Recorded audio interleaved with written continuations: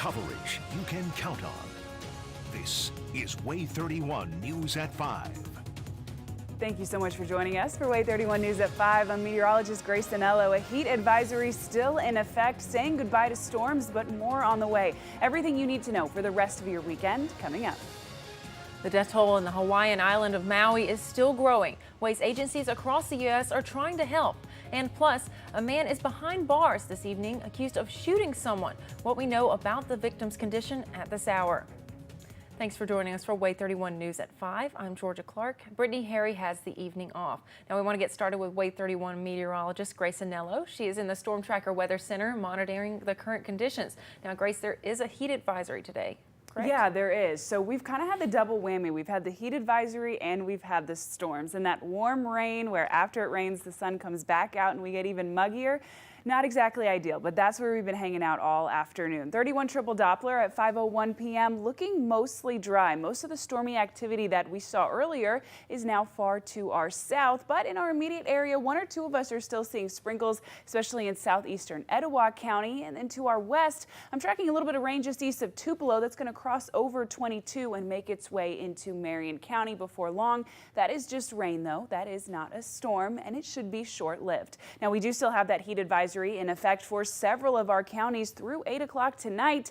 And honestly, it's there for good reason. 86 in Huntsville right now, but feeling like 100. 88 in Haleyville, feeling like 100. And 84 in Fort Payne, feeling like 91. Coleman, you're feeling like 102. So it is a hot afternoon. It is a muggy afternoon. And if you're going to be out and about, make sure you're staying hydrated so that you can stay safe. As we head through the rest of the evening, our temperatures will start to cool for us. We'll have that cloud cover stick around, but conditions will be drier. Even still, we're going to keep that humidity and not much of a breeze, so it's still going to be a warm and muggy night. Now, I'll walk you through the rest of the timing on future radar for this evening and for some rain and storms I'm tracking for tomorrow coming up. Thanks, Grace. Make sure you're staying weather aware by downloading our WAAY 31 Storm Tracker weather app. With it, you have 24/7 live weather updates at the palm of your hand, and it is free to download. The devastating wildfires have killed at least 80 people on the Hawaiian island of Maui. A blaze that decimated the historic town of Lahaina is now an 85% contained, and residents want to return to see what's left of their homes. But conditions continue to be very dangerous. Mike Valerio is in Maui with the latest. What we're doing is trying to go get supplies and come back. Frustrated Lahaina residents sounding off at emergency officials after sleeping in their cars for hours overnight at a checkpoint after police closed the only route to the town again Friday afternoon. They should escort us back because we got families, we got kids, we got going on. I'm trying to get home right there. Police reopened the highway briefly again on Saturday, but now conditions are often too dangerous for travel. There was some limited access, so folks could get in to start seeing what was in their neighborhood and their property. But it is limited because, again, the hot spots and the flare-ups, we want to protect safety first. FEMA estimates the cost of rebuilding the historic town will reach more than $5.5 billion. The agency estimates the fire destroyed or damaged more than 2,000 properties. Meantime, years of state and local records show officials underestimated the threat of wildfires. We did not learn our lesson from Lane that brush fires could erupt as a result of churning hurricane winds below us to the south. And we underestimated the lethality, the quickness of fire. The state's attorney general will lead a comprehensive review of decisions made by officials in response to the wildfires, as more than a dozen federal agencies help with the recovery effort, including setting up temporary emergency power. On Maui, I'm Mike Valerio reporting. A lot of people are asking how they can help the people affected by those wildfires, and we have links on our website at waaytv.com where you can make donations. New at 5, a man is behind bars this evening after Huntsville police say he shot someone. Police arrested this man, 49-year-old Tyrone Ellison, and that shooting happened last night on the 1000 block of County Road. They found one person with a gunshot wound, and that person was taken to the hospital with life-threatening injuries. One of the 3 accused killers in a double shooting of the couple in the same home as their children is getting out of jail. Tyree Castile pleaded guilty to the lesser charge of robbery instead of capital murder. He and 2 teens were charged in the death of Shwantia Jackson and Dejon Hardy Sellers in 2018. The couple was found inside their home in the Merrimack Manor community after their 5-year-old wandered outside and told the neighbors his parents were covered in blood. Huntsville police then found a 1-year-old child inside with the 2 bodies. A Decatur man arrested for setting his wife on fire will stay locked up without bond. A judge denied bond for Riley Willis Friday, and the judge ruled Willis should stay locked up after ruling that he's a threat to the victim and society. Anna Willis remains in critical condition at UAB's burn unit. Her family says recovery will be a long journey, but she is showing signs of progress. A 5th person turned himself in on charges related to the Montgomery, Alabama riverfront brawl. 42-year-old Reggie Ray is in jail on a misdemeanor count of disorderly conduct. He will be in court on Monday, and 3 other men and 1 woman are also facing charges in the Saturday incident. 2 people are dead and another injured after a single vehicle crash. Leah has identified 23-year-old Logan Humphreys and 19-year-old Alan Fernandez as those 2 victims. They say the 2 were fatally injured when their car left the road and struck several trees. It happened on the Alabama 247 just south of Cherokee in Colbert County. The other passenger was taken to Helen Keller Hospital. Former President Donald Trump spoke to supporters today at the Iowa State Fair. The campaign stop came as news broke about a grand jury in Georgia that's due to meet this week. That news of a potential 4th indictment didn't stop supporters from crowding around him and chanting. And when Trump was asked about his ongoing legal troubles and if it affects his campaign, this was his response. So wrong. They should try and get our country back together. They are destroying our country. Trump called the indictment election interference and told supporters that it was the only way that President Joe Biden could win re-election. Now, the prosecutor in Hunter Biden's case has been granted special counsel status. The prosecutor asked for the appointment, and the U.S. Attorney General agreed that it would be in the best interest of the public. Hunter Biden agreed to plead guilty to misdemeanor charges related to his failure to pay income taxes earlier this year. That agreement fell apart over the confusion about a separate gun charge. The judge gave Hunter Biden's legal team until Monday to hammer out that agreement. Now, next week, Senator Tommy Tuberville and Senator Katie Britt will be in Huntsville. The senators will be at the North Huntsville Public Library on Sparkman Drive on August 15th to talk to students about applying to U.S. service academies. Representatives from each academy will also be on hand to answer any questions about application process, and the planner says you should arrive at the library around 6 p.m. Also happening next week, the city of Guntersville will hold its State of the City address, where Mayor Lee Dollar will discuss the city's progress and goals for the next year. Breakfast for the event will be catered by Gunners Landing, and it's set to take place on August 16th at the Guntersville Rec Center Gymnasium. It starts at 8 a.m. Now, a mother is claiming that Fort Payne City Schools took no action after she says a student threatened to shoot her son. Speaking to WAAY 31 exclusively, Rachel Myers said the principal at Fort Payne Middle School laughed at her when she went to talk to him about the threat. Myers said with so many school shootings taking place across the country, she was stunned school leaders didn't take the threat seriously. She said change needs to happen so another parent doesn't have to face the same issue. This is somebody that we are supposed to trust with our children. Clearly, if he isn't going to take our children getting shot serious, he does not need to be in the position that he's in. Myers said after filing the complaint, her son and the sibling who reported the incident were told they were no longer welcome at the school. We reached out to Fort Payne City Schools multiple times on Friday for a comment, but we have not heard back. Now, a community in Alabama is still coping with the sudden death of a high school basketball player. 17-year-old Caleb White collapsed Thursday during a pickup basketball game in his high school's gym. A school nurse rushed to his aid, but White could not be resuscitated, and a family friend of White said he hasn't been able to come to terms with the fact that his friend is gone.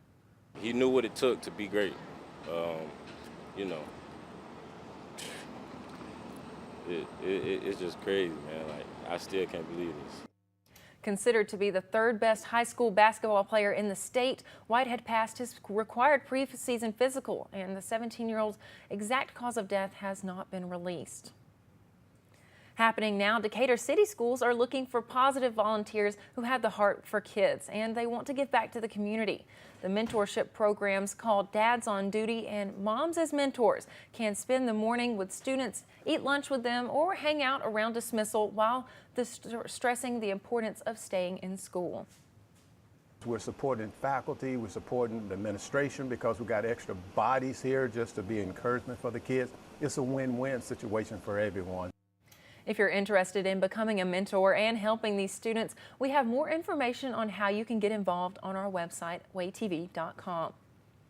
And the Huntsville High School Band is seeking help from the community. The band is asking for donations to serve as scholarship money for upcoming trips, and donations also needed to fund new instruments for those who can't afford their own. If you're interested in donating, you can find more information on our website. Positive news for writers participating in the Hollywood strike. Writers and major studios possibly finding a middle ground. And Amazon is tightening up their employees' attendance policy. More on that policy next. Plus, we've said goodbye to most of today's storms, but I'm tracking more in the forecast by tomorrow morning. I'll tell you who will see the rain and when coming up. Coverage you can count on. This is WAAY 31 News at 5. With Brittany Harry, meteorologist Grace Anello, and sports with Max Cohan.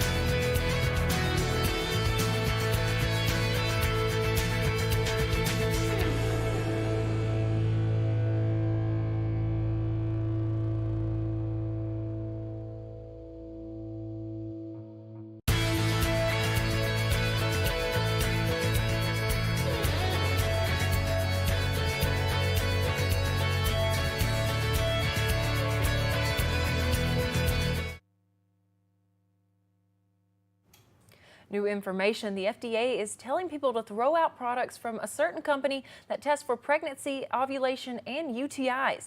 Universal Medical Inc. has stopped all operations with no known reason and is no longer providing support for any of their products. The tests may have been distributed under brand names like CNC Healthy Wiser, Home Health US, and Prestige Biotech. For a full list of products, you can visit the medical device safety page at fda.gov. Happening now, Subaru is recalling up to 35,000 cars due to the possibility of a short circuit. According to the National Highway Traffic Safety Administration, this could cause drivers to lose power and increase the risk of a crash. The recall impacts the 2024 Subaru Crosstreks and Imprezas. So far, there have been no reports of any crashes or injuries. And if you own this car, officials say you should take it to the manufacturing company to be inspected. Now, stepping into a taxi might soon look different for people in San Francisco. California regulators gave the green light to allow driverless taxis service throughout the city by the Bay. Some local first responders and city transportation leaders have voiced their concern over the technology, but the two companies, Cruise and Waymo, plan on moving ahead the taxis 24 hours and 7 days a week. Now, people are participating in ongoing Writers Guild of America strike received positive news on Friday. Major Hollywood studios offered a counter-proposal to the WGA to stop the strike that now has hit 100 days. Members of the WGA have demanded better pay, residuals, and more mandatory staffing. The WGA says it's looking at the offer and they expect to respond to it sometime next week. Now, Amazon is trying to crack down on their workers who aren't going into the office enough. The company says it recently sent out emails to some U.S. employees warning them that their attendance is being tracked. Since the COVID-19 pandemic, Amazon has instituted a return to office policy, which requires workers to report to the office 3 days a week.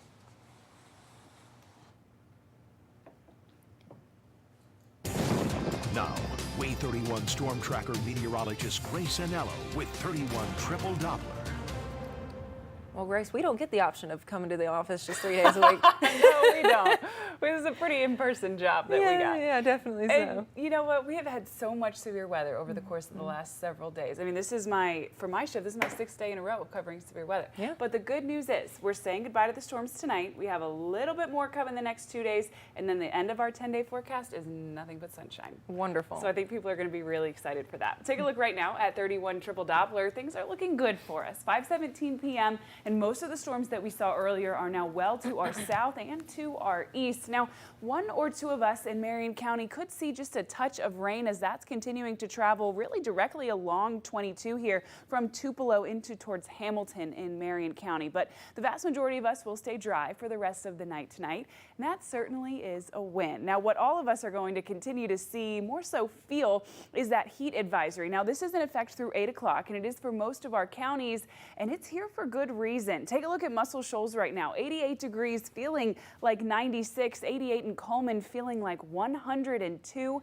and 86 here in the Rocket City, feeling like 100 degrees. So if you're getting ready for an early dinner, well, that might be something you want to have inside tonight. I know it's a Saturday night, perfect for a backyard barbecue, but maybe not with these temperatures. The good news is we're looking beautiful. Take a look at the WAAY 31 Skycam network, powered by Thompson Roofing and Construction, where we had dense cloud cover earlier this morning through this afternoon and even the beginning part of this evening. We're starting to see that sort of taper off, and a little bit more sunshine is coming into our forecast, and that is certainly a Saturday night win. Now, our dew points are going to stay up there, which means our humidity is going to stay elevated throughout the rest of the evening, but at least temperature-wise, we'll be cooling down in the number that we're getting, not necessarily how we're feeling. But we'll keep that cloud cover, and again, most of us will be dry. And by the time we get to tomorrow, we are back in another severe weather risk. I feel like a broken record, but it's important that we take this seriously, and then I promise by the end of the 10-day, we're going to have plenty of sunshine on tap. Most of us in Alabama are in green in that 1 out of 5 risk, but a few of us in southern Tennessee and our far northern counties in North Alabama are in that level 2 out of 5 risk for severe weather. The biggest threats, again, damaging straight-line wind and hail. Now, here's what you can expect Sunday. When you first wake up at 6 a.m., one or two of us east of the corridor will see some isolated thunderstorms in the region. However, the vast majority of us are going to be dry when we first wake up. Those few storms will continue to track east, and then they'll get out of our way. Much of the late morning and into the afternoon is going to be cloudy, but will remain dry for all of us in the Tennessee Valley. By the time we get to that, well, 3 o'clock coffee there on Sunday afternoon sitting in southern Tennessee in the shoals, that's when we'll start to see more stormy weather come into our forecast. Now, this is going to be scattered in nature, meaning there's no real rhyme or reason, but we'll have pop-up showers and thunderstorms in the area all through the late afternoon and even through dinner time. Now, those storms get out of our way by bedtime, but we'll keep some straggling rain in the forecast for the overnight hours. However, that is nothing to be concerned about. At 9 a.m. when you're first heading out the door, temperatures will be in the low 80s, and then our high temperature for the day on your Sunday will be sitting in the mid-90s, feeling like the low 100s yet again. So we'll keep the 90s and mid-90s, that is, on Monday, and then a cold front moves through Monday evening, and that's going to go ahead and drop us into the 80s for much of the rest of the work week. And there's that sunshine we were talking about. We're closing out the work week and welcoming in next weekend with nothing but a whole lot of sun, and that is certainly good to get to say. Definitely, yeah. I'm ready for that severe weather record to get off the turntable, honestly. Yeah, I know. Goodbye. We bid you adieu. Well, here's something you don't see every day. A Florida woman gets a surprise visit from a bear.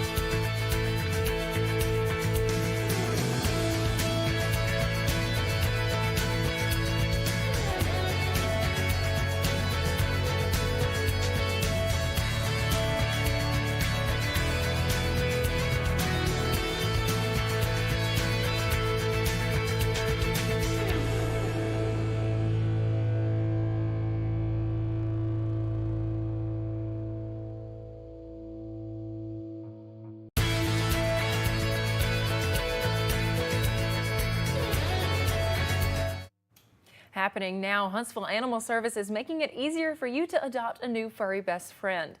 The animal shelter is dropping the adoption fees through the month as a part of a nationwide adoption campaign. A record 161,000 pets were adopted across the country during last year's campaign, and they are looking to surpass that number this year. Now, researchers have discovered the fossil that may be the smallest whale species known to science. According to the new study, the fossil was discovered in Egypt, and it dates back to about 41 million years. Here it is right here, and the whale is estimated to have weighed over 400 pounds, and it was only 8 feet long. Paleontologists are still working in the area where the fossil was discovered and say there's a good chance they'll even find earlier fully aquatic whales. Now, one Florida woman says she will send her dog outside to discourage cats from hanging around her front porch, but this Thursday, instead of cats, it was a bear. Now, the woman says her dog was barking loudly, and when she turned the corner, right in front of her was a giant bear. A doorbell camera recorded the moment when the woman suddenly noticed the bear, and seeing the bear was not on the woman's bingo card for that day. I'm always looking for gators, and I'm always looking for snakes. And I have this great fear of, like a coyote or something, but bears, I just don't really think about. Her scream and her dog's bark scared the bear away, and the neighborhood backs up to a national conservation area, which is a typical habitat for bears like the one the woman saw. Oh my gosh. I know. It is unbelievable. I'm so glad she's okay. Yeah, we don't really have to deal with that around here, do we? Thank goodness. I see a spider. It's too much for me. All right, let's take a look at the rest of your Saturday evening. Now, those temperatures are going to gradually cool off for us. They'll stick around in the 80s through the end of dinner time, but we're still going to keep very high humidity levels, meaning we'll still be feeling hot and muggy. Right now in the Rocket City, we're still feeling like 100 degrees. More severe weather could return to the forecast tomorrow. We are in a level 1 risk in North Alabama and a level 2 risk in southern Tennessee, but we only have a few more days of rain. Then of next week and next weekend look like plenty of sunshine. Wonderful. Looking forward to that, Grace. Well, WAAY 31 gives you 24/7 coverage you can count on.